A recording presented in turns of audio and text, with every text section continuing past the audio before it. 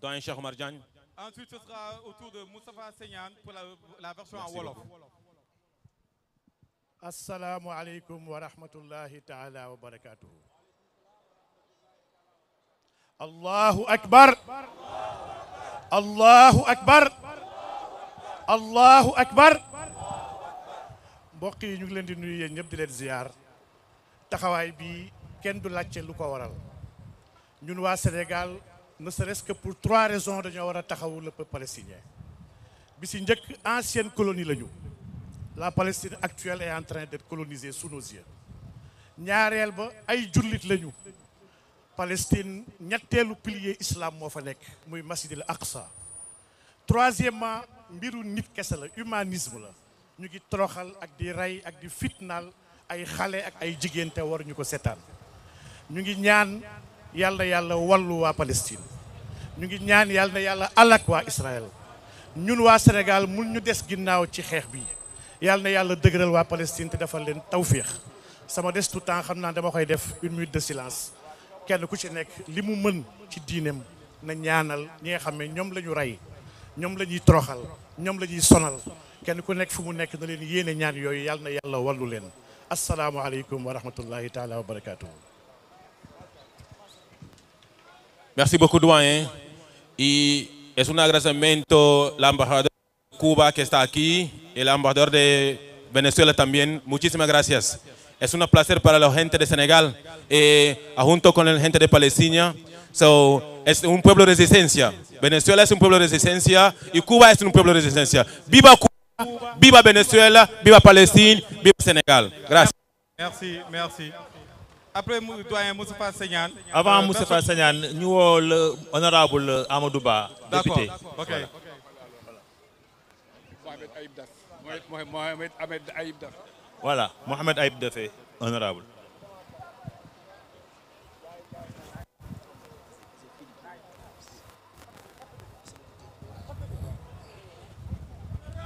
Salaamaaleykum di nuyu mbokk yu fi teew yëpp di nuyu kilifa yu fi teew en l'occurrence ambassadeurs yi ambassadeur Palestine ambassadeur Cuba ambassadeur Venezuela ambassadeur Irak ak seeni naataangoo yëpp di nuyu également sama député yu fi teew donc ñu ñëw représenter le groupe parlementaire PASTEF di nuyu kilifa yu fi teew yëpp di nuyu le peuple sénégalais di leen remercier pour seen mobilisation di remercier également la coalition sénégalaise pour la cause palestinienne nga xam ne moo ñu fi invité tey pour nous permettre de manifester notre solidarité au peuple palestinien martyr. Donc di wax ni à l'instar de l'État sénégalais du président Bassirou Diomaye Faye, du premier ministre Ousmane Sonko et de tout le gouvernement, le groupe parlementaire PASTEF avec le parti PASTEF se tient debout aux côtés du peuple palestinien martyr pour réclamer la fin de l'occupation des territoires palestiniens par l'État d'Israël, pour demander, exiger la cessation de toutes les violations du droit international et le respect des résolutions des Nations Unies pour l'existence et la création d'un État palestinien libre, indépendant et viable. Yaakaar naa ni c'est un combat qui est mené depuis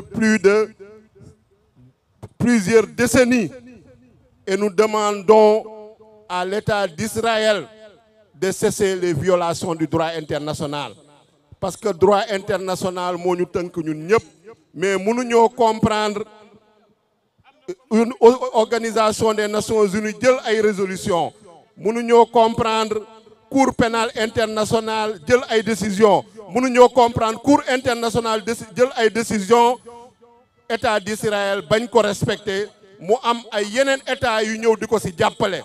Ñun nag en tant que peuple sénégalais, en tant que représentant, en tant que député, nous exigeons, nous demandons le respect du droit international pour l'existence d'un peuple palestinien indépendant, libre et le respect de son intégrité territoriale et de sa souveraineté internationale. Donc, loolu mooy suñu combat di remercier tout le peuple sénégalais pour sa mobilisation. Donc, cette mobilisation ne doit pas faiblir, doit continuer. Le peuple palestinien am lu nga xam ne moom la ñun ñëpp am parce que récemment rek Sénégal moo ngi doon fêter indépendance am le 4 avril donc dañu war a xeex pour que inchallah dans les plus brefs délais le peuple palestinien dispose de sa souveraineté, dispose de son intégrité te ñuy bàyyi les violations du droit international, les crimes, les meurtres de masse, le génocide qui est en train de se perpétrer à Gaza. Donc loolu mooy suñu message. De remercier ñëpp ci mobilisation et de remercier députés pour cette mobilisation, de remercier également la coalition sénégalaise pour la cause palestinienne. Nous, en tant que députés et représentants du peuple, nous prendrons toutes les mesures pour que le droit international soit respecté, pour que l'État palestinien soit respecté, pour la création d'un État palestinien libre, indépendant et viable. Je vous remercie. Jërëjëf. Merci beaucoup. Merci beaucoup, Aïb Bokoum. Qui est le prochain? On a presque épuisé la liste. C'est l'honorable député Amadou Ba. Non, Aïb a parlé au nom de tous les députés. Donc d'accord, c'est Moustapha Seyane qui va faire la déclaration wolof. Avant la déclaration, on va vers l'ambassadeur de la Palestine. Tout à fait. And also, we're going to have the declaration in English version. That's going to be done by Dr. Jallo Diop present here with us.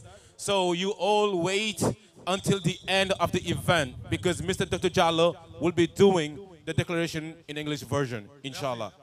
Ce sera au tour de Moustapha Seyane. Alors, c'est l'ambassadeur de la Palestine avant la déclaration. Effectivement. Ouais. Alors, nous avons l'ambassadeur de la Palestine ici et il va commencer. S'il veut, il faut s'asseoir parce qu'il fait un peu chaud aussi. Assalamu alaikum wa rahmatullah. Tout d'abord, je vous remercie notre frère dans la coalition nationale pour la cause palestinienne pour organiser cette manifestation et cette marche aujourd'hui et pour les efforts contenus pour le soutien du peuple palestinien et la cause palestinienne. Merci beaucoup. Je vous remercie aussi le député, le membre du parti PASTEF. Merci beaucoup. Je vous remercie aussi toutes les personnes ici présentes. N'oubliez pas, bien sûr, les ambassadeurs et les membres du corps diplomatique qui est ici présents. Je vous remercie notre frère sénégalais pour l'opposition de ferme, l'opposition de principe, qui est exprimée par son Excellence, Monsieur le Président Bassirou Diomaye Faye, et refermée par Monsieur le Premier ministre Ousmane Sonko. Nous sommes très fiers vers l'opposition de ferme de notre frère sénégalais. Merci beaucoup pour le Sénégal. Et enfin, je veux dire que l'OLP, c'est la seule présentation de la Palestine partout dans le monde. Merci beaucoup. Vive la Palestine, vive le Sénégal. Assalamu alaikum wa rahmatullah. Merci. Wa alaikum salam wa rahmatullah. Wa alaikum salam. Takbir! Takbir! Vive la résistance! On a aussi l'ex-député Bara Dolly qui est là.